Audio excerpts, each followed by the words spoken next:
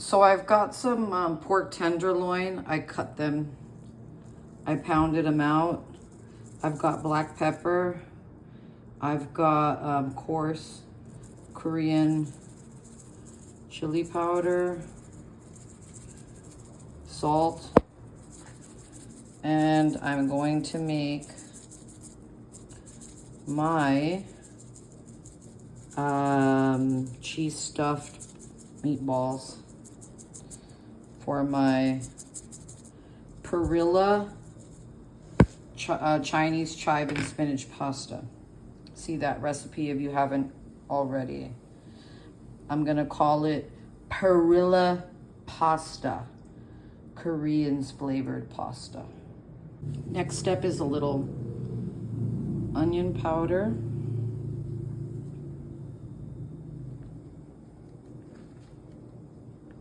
I'm gonna be frying these, dipping them in a batter and frying them. So I don't want to introduce like anything too wet because I don't want to get popped on. Here's a little garlic powder. I'm adding it, this is where the cheese is gonna go. I'm only gonna season it on one side, so I'm gonna make sure it's well seasoned. And I am gonna drop just a couple of tiny little drops of rice vinegar to this, just to slightly just kind of mix in these spices, moisten it a little bit. Then I'm gonna grate my mozzarella and stuff it, turn them into balls and set them in the fridge. Instead of adding rice vinegar, I have some of this pear champagne vinegar, Santa Barbara, Il Faustino. Their product is wonderful. It's not the season for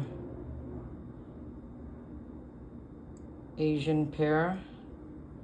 So I've been looking for them, but it's not the time yet. So I figured just this nice pear champagne vinegar will give us those nice flavors. So now I'm just gonna rub with my hands, being careful to not get it on the outside because that's the part that's going to be coated with breadcrumbs and egg. This is going to be the part closest to the cheese.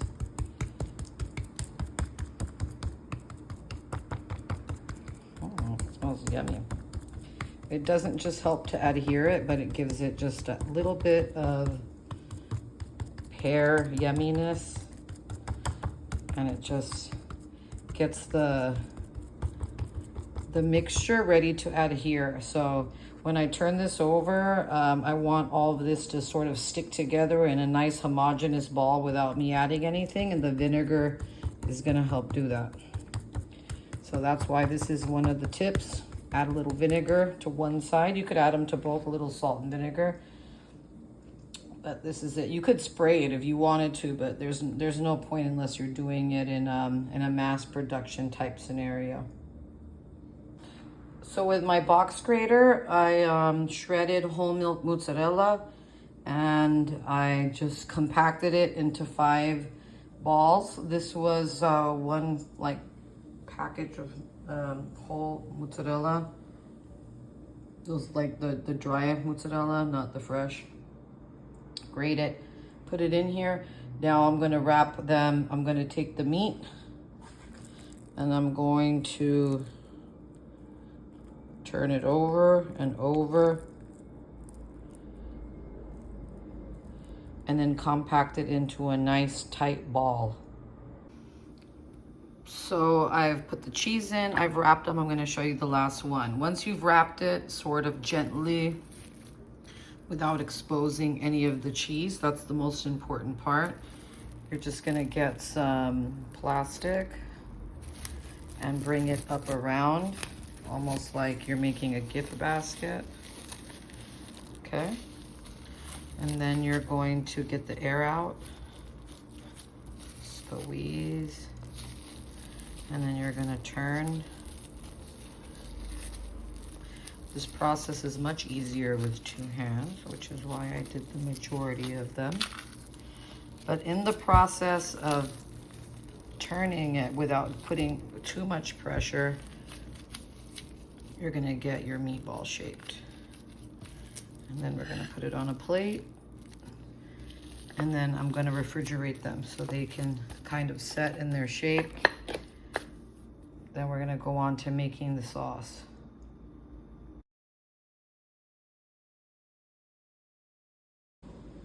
So we're gonna do standard breading procedure. I've taken my pork cheese stuffed balls out of the refrigerator. I tossed them around in a little potato starch. I have 1 egg lightly beaten, and I have Korean style breadcrumbs. I can always add more, but I don't want to add more than I need. So step 1, let's put 1 in here. Give it a little coaty coat with the egg. You could, you know, omit the potato starch and just put it right into flour and then the egg.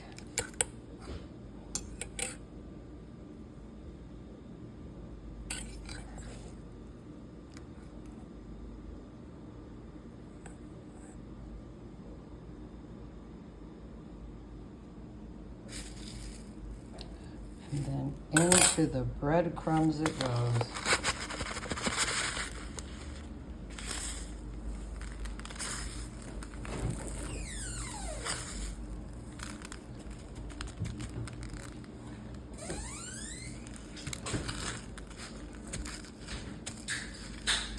And then repeat the process, and then we're gonna let them sit for a minute while my oil, even though I think it's close, while my oil heats up. Okay, once you feel like it's stable enough and coated, not to coat your hand, push it in to the breadcrumbs. Push it in. Push it in to the breadcrumbs. All right, gonna push it into the breadcrumbs, and then we're gonna set them to the side. Literally to the side. I'm gonna add more breadcrumb.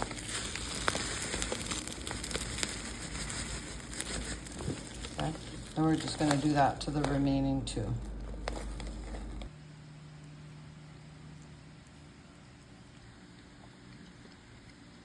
They're both really good. I don't know if I have a favorite. I understand. All right, well, that's better than nothing, right? Is the pork tender on the pork cheese ball? Yep. Super tender. The sauce and the noodles is great. That's my kimchi Alfredo. Yeah. And I think this is gonna be my fave. I like this a lot, but if you're gonna ask me to pick one, I like that a lot. You like the cheese ball thing, but I really didn't do much to that other than put But these things right here, mozzarella and pork. this sauce is really good. So are the noodles. They're good. Well, that's the thing I mostly wanted to highlight, because I didn't grow the pork or make the cheese. So here I am winning again. So you guys, that's it. Peace. If you fish long enough, you might get an eel. But so the cheese stuffed ball, I think it's still a cool idea. You could add kimchi to it if you wanted to and brighten the flavor, but I think it's pretty... This side was better than the last side. What do you mean? That side was better than the other side? Mm-hmm. It did have more cheese in it. Oh, well, maybe. But anyways, I and then you know I love cheese. make the kimchi Alfredo, because that was good. Light on the kimchi, follow that recipe, and until next time, adios. Yeah, this is good right here. It's always my touches. One last perfect bite. So, I didn't have an epiphany, but based on my husband's reaction last night about this stuffed pork meatball. So I had breaded 3 last night, and he ended up getting home so late, he only ended up eating up 1. And couple of things is this Korean breadcrumb is amazing. I don't know what y'all doing in Korea, but you guys got this thing. It just turned into a light, fluffy breadcrumb. Look at how nice that is. It's not all pasty and weird. But anyway, that's not the point. And I think a lot of it does have to do with the drying. I mean, I'm sure it does, but also their product is wonderful. So I fried one up. I made 3. I served one last night. I fried one up today. And I had lots of thoughts about it. And what could have been better, what could have improved, what is the process. So I'm going to take you through that process because I'm going to post the video on how to make this cheese stuffed pork ball. And if you saw the video, it was just seasoned with a little gochugaru and a little vinegar. I'm not even sure at this point, but just if you're watching this, you already know it was flavored with. And the only reason I'm kind of just moving through it is because this could have been any kind of cheese ball or filling, like a cheese filling, Italian style with mozzarella and sun-dried tomatoes and a little Italian sausage, or you could have done a Hawaiian with pineapple and cheese and a little whatever, feta, or you know. What I'm trying to get to is how do we actually cook something like this? This is straight out of the freezer, and this is the important point I think that I want to make. All right, I've got my pan heating. Let's get to cooking it. Okay, so when we start cooking the meatball, we're gonna call it a meatball because it's meat and it's a ball. But the main thing is to drop it into a very low temperature oil. This is straight out of the refrigerator, and that's the way I wanted to do it, to just highlight how this is almost a 2-step process. So if you had like 2 oils, you could start cooking it through sort of like a oil poached product, and not doing too much browning or cooking with the initials, like a tempura. So you do like a slow and then you finish it off with a high. But you know, that's too much of a process, too much oil. So it's kind of like I'm doing the same process but in one pot. So I started off low and slow, not quite putting it into cold oil. And this is, like I said, normally the ideal way would be to kind of bring it to room temperature, and then you could drop it, and then you wouldn't have this. But I think it works in this case when you're doing something like this, because the coldness of the interior, which should be, your filling should be pre-cooked, if not just something that's, you know, easily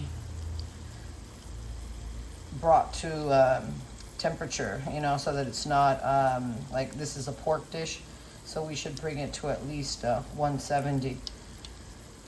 I'm not going to temp it myself. I mean, I could, but I kind of know what it's going to go with. But you check your temperatures, how it's going to go. This is just filled with cheese, but we need to make sure that this is cooking through the pork. The pork is very thin and it's a tenderloin. So it would be, let's say, the equivalent if you were doing beef.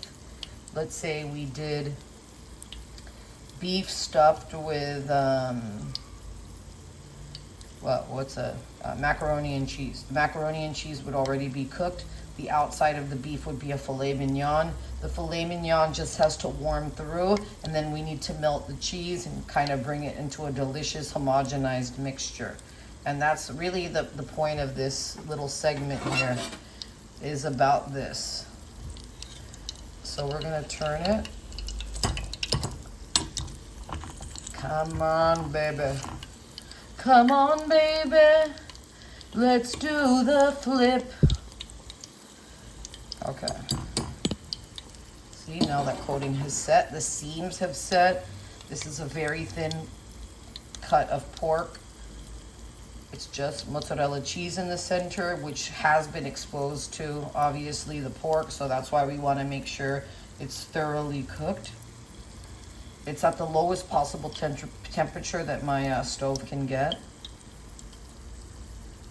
And we're just going to keep oil poaching it, I guess we could say. We do not, we want to just melt this through. We want this thing to be completely cooked through. Now I'm going to do a couple of other videos on this subject because I think it is fascinating and I think it is delicious.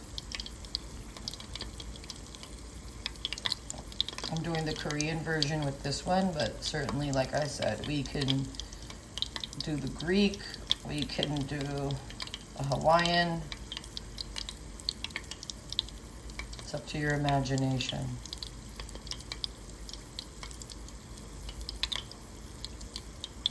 You are the Willy Wonka of your life.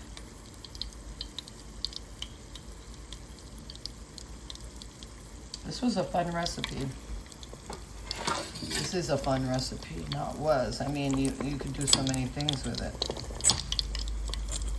The second side tends to brown a little quicker than the first, so you see that that's already sort of browning. I'm still gonna leave it on that side.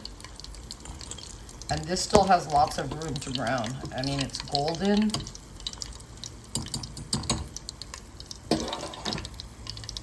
I'm gonna let this run for as long as my phone doesn't melt in my hand, because this is an important process for when you do these filled meatballs. I'm actually gonna weigh after I'm done frying this. I'm gonna weigh it out just so you can get an idea of, and I should have done that before I put it together, but so you could see what your yield weight should be. And this is perfect. It's just like the meat is just getting perfectly cooked through without too much heat, toughening it. It's making its way through the layers, melting the cheese, melting its core. And I wouldn't expect the immediate center of the core to be really molten unless you really want to get a brown exterior or make a really small ball. But I think that as long as the interior filling that's pre-cooked again is warmed through and cooked, you should be fine.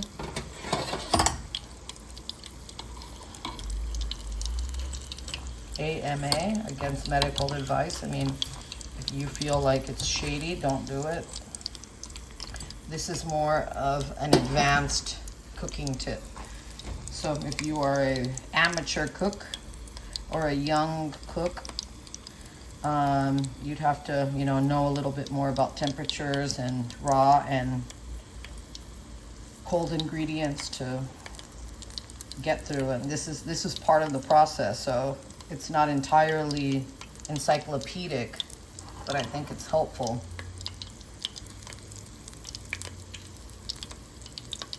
Of course, if this was filled with raw Italian sausage, then this would be a different video.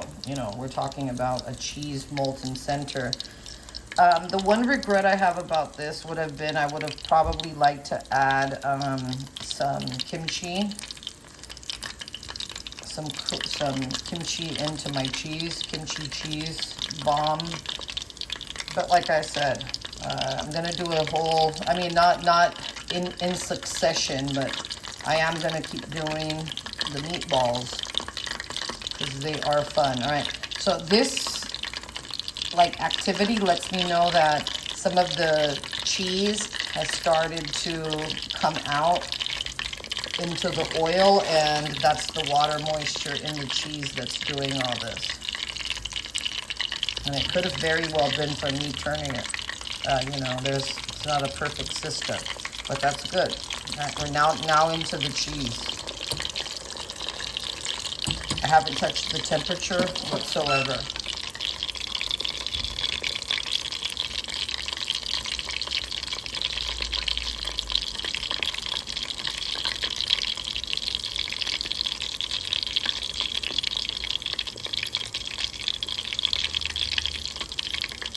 I'm 8 minutes and 6 seconds into this part of the video, but I feel like if I turn away, you won't know what I'm trying to teach. So, oh well. We're just gonna have to go with it, because this is so important. Shout out to my grandkids who watch my channel. I love you guys. This is from Grandma. Do it this way, kids. You'll never fail. If you want to make appetizers, you can make them smaller. You can have dipping sauces, but make sure that you cook it slow and low in the oil. And you could even turn off the oil if you feel like it's getting too hot.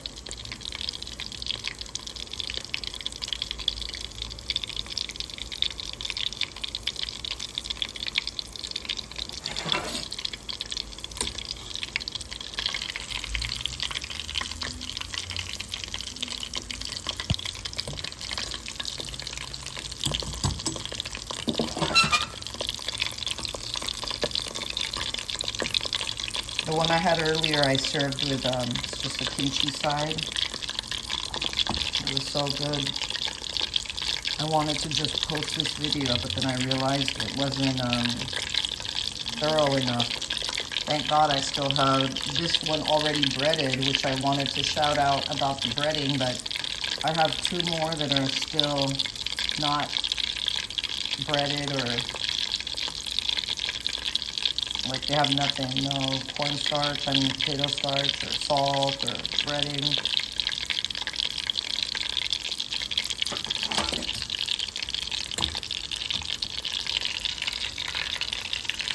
This is where you can start flipping back and forth, even though if you just flip, the beginning parts is where you kind of want to leave it alone, but now we're looking for even distribution. It's starting to brown more. You don't want to take your eyes off of this at this point. Not that you wanted to earlier, but we're getting down to the nitty gritty. 10 minutes and 27 seconds in.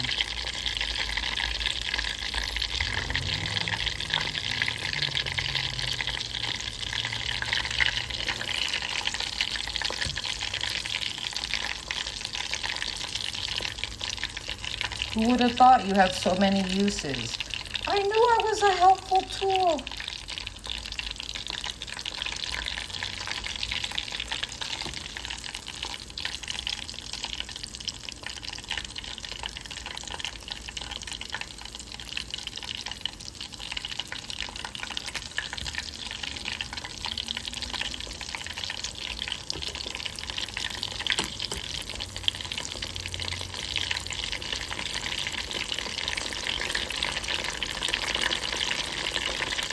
All right, see?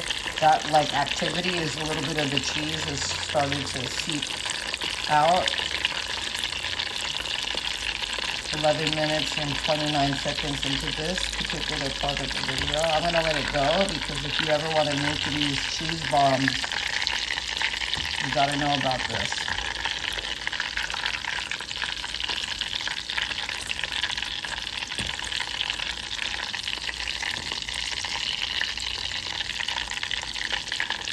All right, I'm gonna call it good.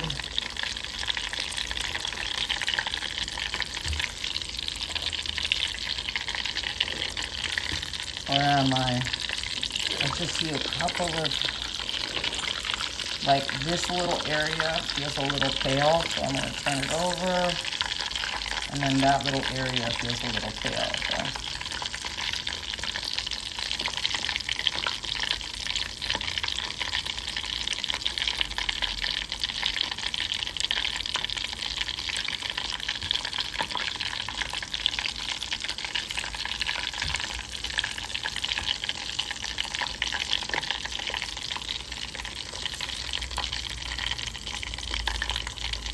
All right, I'm gonna turn the camera off just because I have my my plate and paper towel away from me. We're almost 13 minutes in the frying process. And then I'm gonna get my scale out also. All right, just took it out of the fryer. You could hear the fryer, the oil still in the background. Now, just additions you can make are little extra Korean, for this particular recipe, a little extra Korean red pepper powder and some salt, if you wanted, of course. There's plenty of salt. Like I said, I had one this morning. And the cheese and all my preliminary seasoning definitely seasoned it. So now I'm gonna let it sit. I'm gonna set a timer for about 3 minutes. Okay, it's been 3 minutes. There's the salt. Let's see if I can. Shoot. All right, I think I'm gonna have to cut it off camera. Sorry. There's a little kimchi and there's a little plate that I'm gonna put half of my cheese ball in, my meatball. Okay, I just cut it. I haven't cracked it open yet.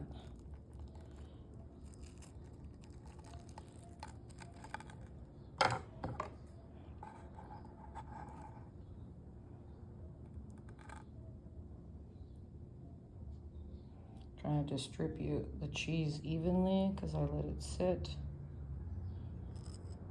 You can see the gochugaru that I put in there. I can still smell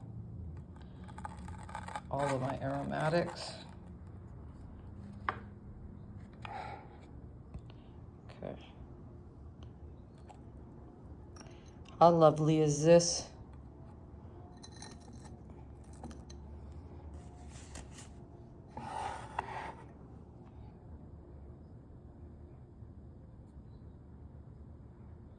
Just delish, right?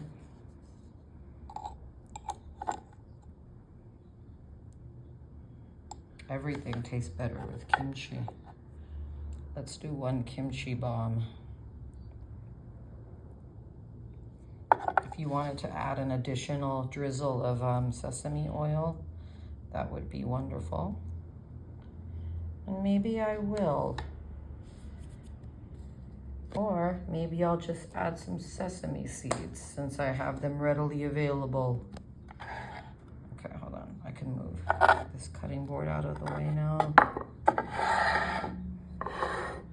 This is my noodle board I'm working on.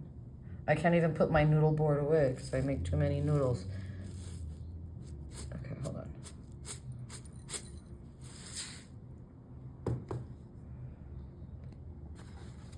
You see that? The thin meat. Now just picture putting other ingredients in here.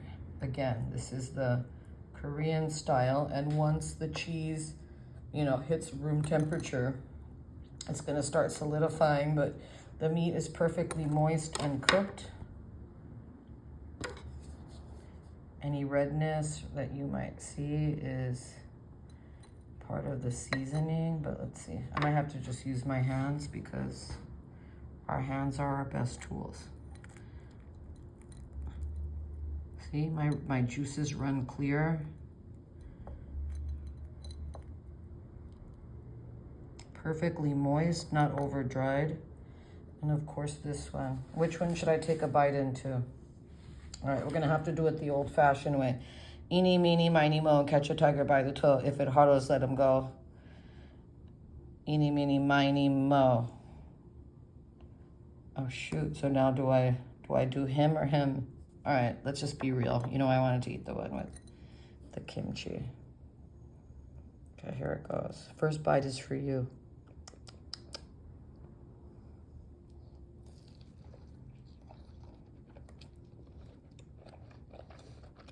Mmm.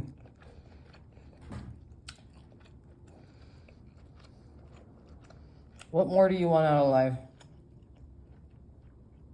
Oh, shoot. You didn't remind me to weigh it. All right, I'm gonna weigh it, even though I'll take one bite out of it. Let's see what the general weight is. Okay, so minus my big giant bite, and maybe the kimchi weight will kind of alleviate that. 120 grams. And I did, so I think that the kimchi will compensate for the bite. That's it, 120 gram bite or ball.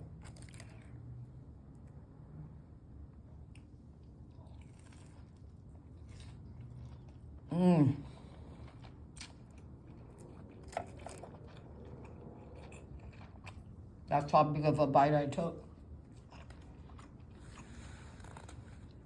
Well, let's keep exploring these balls together. That's what he said. And we will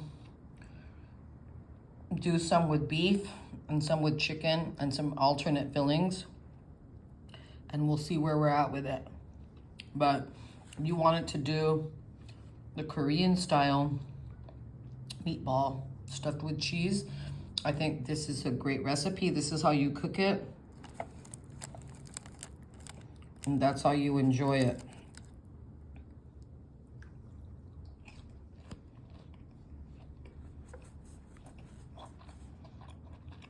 Until next time.